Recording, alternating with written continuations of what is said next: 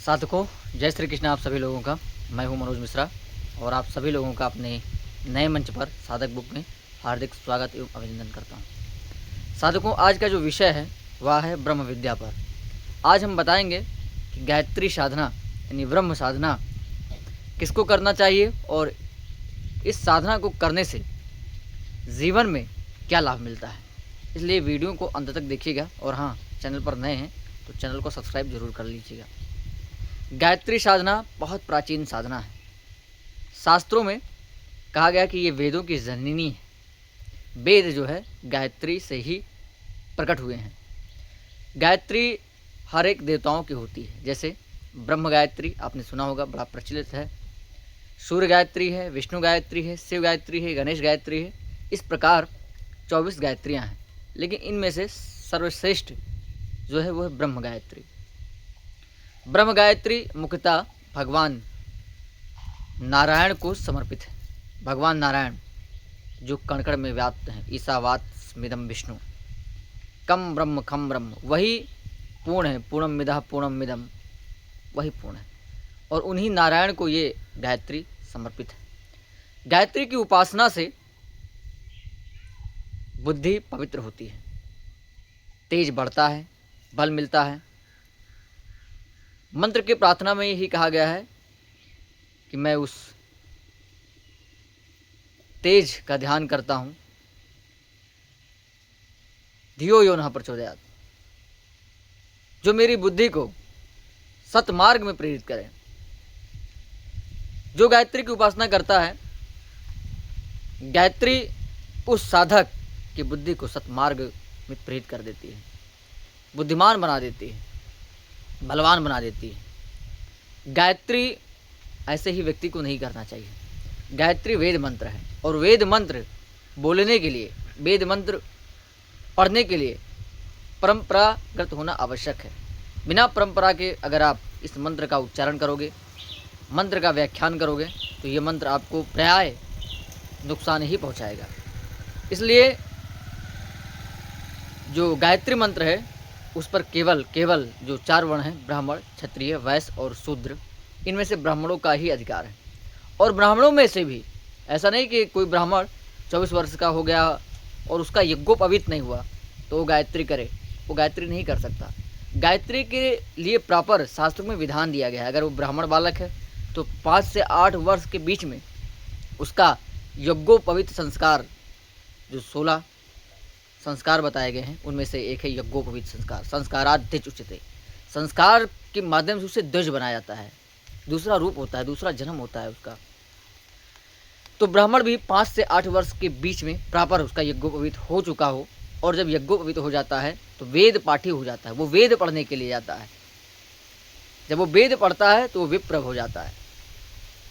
जब यज्ञोपवीत होता है तो वही ब्राह्मण द्विज हो जाता है, और जब वेद पढ़ लेता है तो वही ब्राह्मण वो विप्र कहलाता है।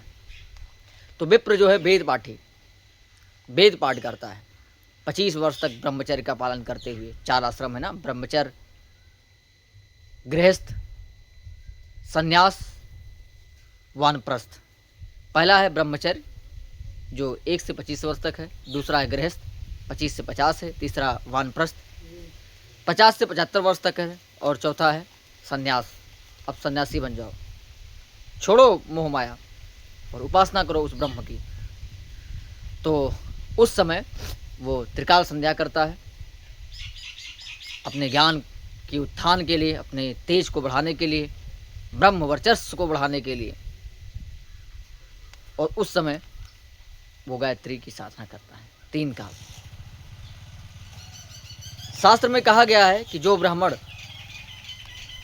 विधिवत यज्ञोपवीत समय से उसका हो गया हो और वो मात्र 11 माला गायत्री 3 वर्ष तक कर लेता है, सत्य को धारण किए हुए, तो देवताओं द्वारा पूजित होता है। गायत्री मंत्र तेज से नहीं बोलना चाहिए। गायत्री मंत्र किसी को सुनाना नहीं चाहिए। एक गुप्त मंत्र है, ब्रह्म मंत्र है, ब्रह्म वाक्य है।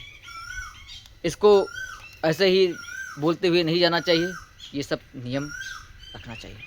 और गायत्री मंत्र जो जप करने का जो सही समय है वह है ब्रह्म मुहूर्त 3:30 बजे के बाद, जब आसमान पूरा तारों से टिमटिमा रहा हो, उस समय साधक अपनी नित्य क्रिया से निवृत्त होकर के सुखासन पर बैठ करके सूर्य भगवान को अर्घ्य दे करके इसके बाद अपने मंत्र का जो परंपरा से गुरु ने उसको दिया है, उस मंत्र का अधिक से अधिक जप करें। मुद्राएं होती हैं गायत्री मंत्र के जप में, उन मुद्राओं को भी साधक करता है। जो गायत्री मंत्र कर रहा होगा, जो विप्र अगर हमारा वीडियो देखेंगे तो वो कमेंट में ज़रूर बताएंगे कि गायत्री मंत्र कैसे की जाती है। और इससे बड़ा मैं आपको बता दूं, संसार में कोई मंत्र नहीं है। गायत्री मंत्र के विषय में देवी भागवत में कहा गया है कि अगर कोई मृत्यु से डरता है कि कहीं मेरी मृत्यु ना हो जाए, तो जल में खड़े होकर के 7 दिनों तक केवल दूध का आहार करके गायत्री मंत्र की उपासना करता है, तो मृत्यु भय से वो साधक छूट जाता है। ऐसे छूट जाता है जैसे सांप के मुंह में केचुआ चला गया हो और सांप उसे निकलने वाला हो, लेकिन सांप ने केचुए को छोड़ दिया हो।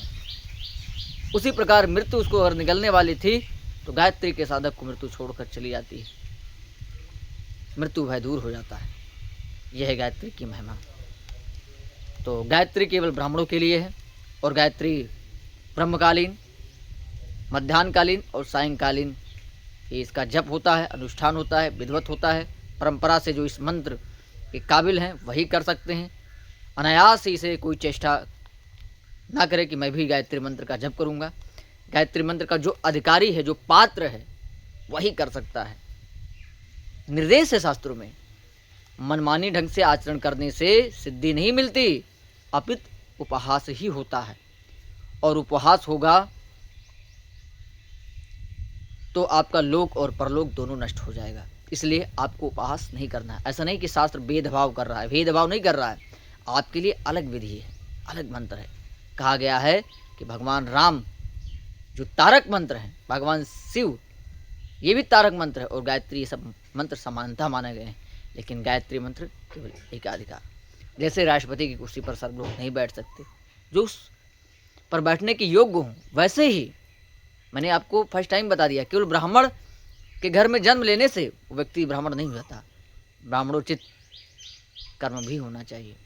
लेकिन ब्राह्मण के घर में जन्म लेने से उस जाति का तो ब्राह्मण रहेगा, जाति उसकी चेंज नहीं हो सकती। जैसे मैंने भारत में जन्म लिया, भले ही भारत के प्रति मेरा आदर ना हो, सम्मान ना हो हृदय में, लेकिन जन्म लेते ही मैं भारतीय हो जाता हूँ, मेरे पीछे भारतीय जुड़ जाता है।